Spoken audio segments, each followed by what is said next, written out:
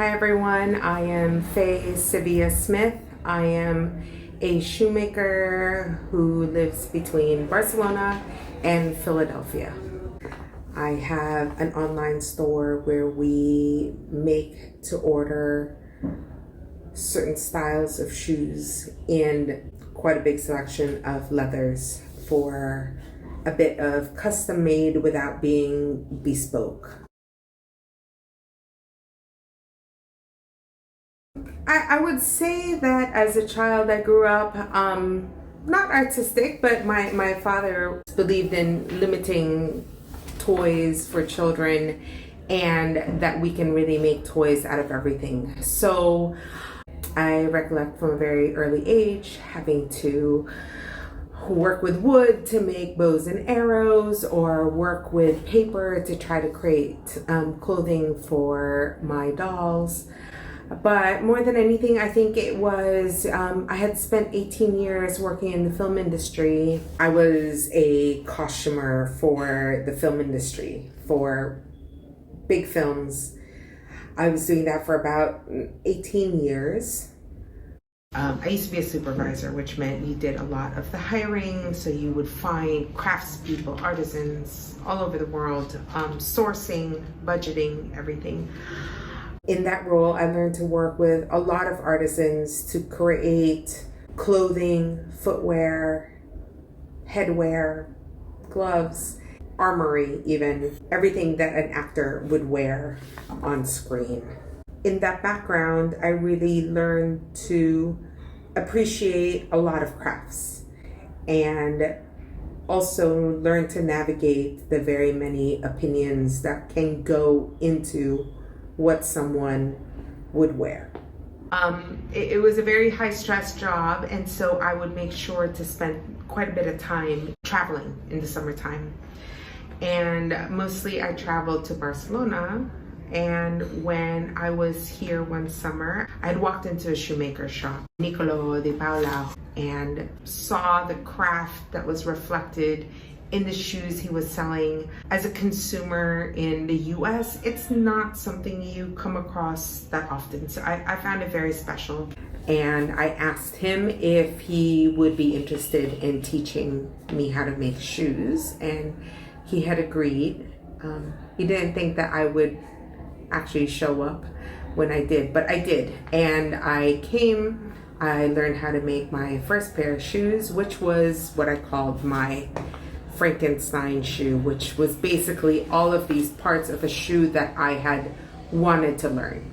Wasn't necessarily a shoe I wanted to wear, but it was everything that I wanted to learn. And when I went back to the US, I decided that I really didn't want to continue with film work, and I wanted to make shoes.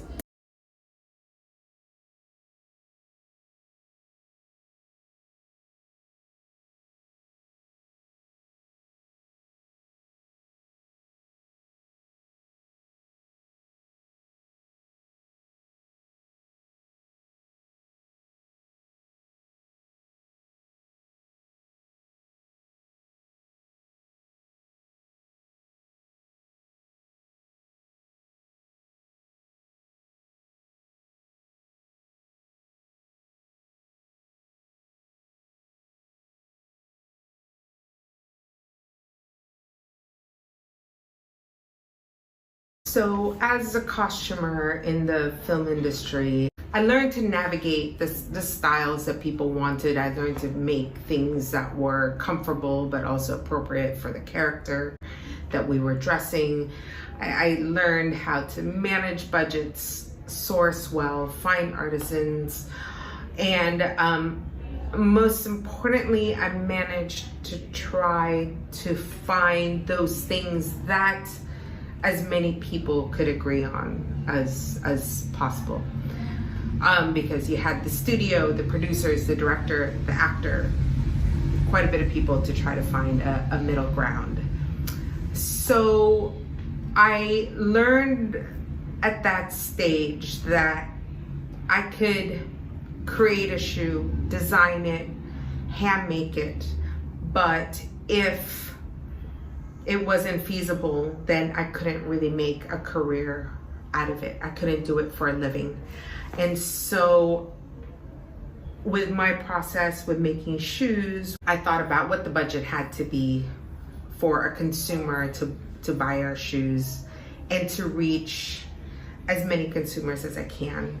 From there, I tried to create 50 designs. And once I thought those out, I tried to make 50 shoes in 50 days. It was a big undertaking, but I knew that for me to do it for a profession, do it where I can make a living and keep it at the price point that I felt the market could absorb, I had to make 50 shoes in 50 days. If it was a design that was taking me too long to create, or if it was a method that was taking too long, I scrapped the shoe. I ended up with about 10 pairs of shoes that I felt like I could release to the public. And I opened an Etsy shop. And some of the shoes were not even finished, but I knew I could finish them. I just took pictures to see what would happen. And amazingly, I had quite a few sales from those first few days on Etsy. I was really able to narrow down what my aesthetic was, which was a very simple shoe that I can make, but that also reflected some comfort that I wanted to have as a woman. But at the same time, there has to be something visually inspiring or fresh about what I'm trying to make. My favorite shoe, which was our first design, was actually this shoe right here. It was inspired by a shoe that was found from the Bronze Age in the bogs, I think in Scotland. It had this shape which was so practical and comfortable. It really inspired me to make a simple shoe. If someone had one pair of shoes they had to wear all year, could this shoe be it? Right now it accounts for a huge portion of our sales. It's what we're most known for, and it's now 7 years we've been doing this style. I really tried to design a shoe that feels familiar but also feels a little bit fresh, and something that could be sold 4 years from now and someone is still just as excited as the first people that brought it.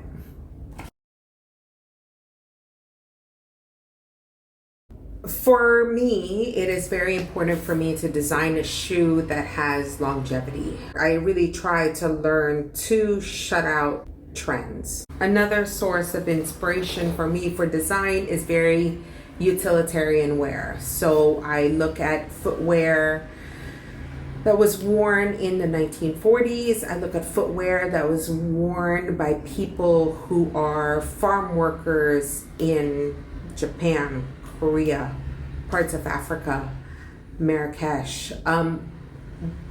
Something about the utilitarianness of certain shoes really speak to me.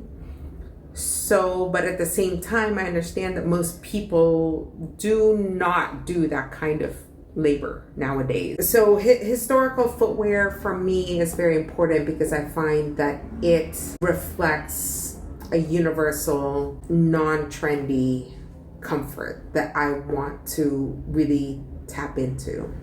So I would look at shoes from the Iron Age, Bronze Age, to footwear now. For my design process, I would say that most often I begin with a geometric shape, and then that kind of forms into a shoe for me. As a woman who wears my own shoes that we make, comfort is critical for me. Comfort and also a little bit of aesthetic flexibility to be in as many places as possible. What I decided to create was a travel shoe. What that meant to me was that the shoes had to be, one, comfortable, so that you would want to walk and explore as many places as possible. Two, the aesthetics had to be such that it was perfectly comfortable walking in, let's say, the souks in Marrakesh in the afternoon, and meanwhile in the morning be at some boutiques in Paris. So I would say that really narrows my design aesthetic. If a shoe can't be comfortable in those two scenarios, it wasn't going to be as universal as I want our shoes to be.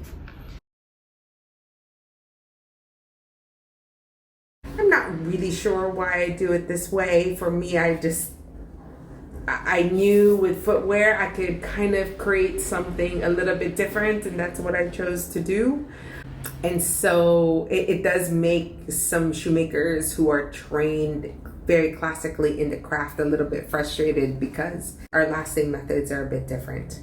We use clinch nails to secure our outsoles. They are made for us by a company who's been around for 200 years and used to make them for footwear in the American Civil War. We always say that our shoes are modern, minimalist, but at the same time, a little bit more historically bent. I would say that each of our designs kind of reflects something that could have been from a long time ago, but made in as minimal and modern a way as we can think of. I'm very lucky with the team that we have. We have a team of shoemakers, Joe Dizon, Krisha Yan-Urek, and also Rebecca Hakes in New York, and quite a few other people that come in and out of our team as we need it. Everyone is great and willing to learn. For example, Krisha has been making shoes for 45 years. She's a master shoemaker, and she's still on the daily learning new things, and I think it makes it very enjoyable.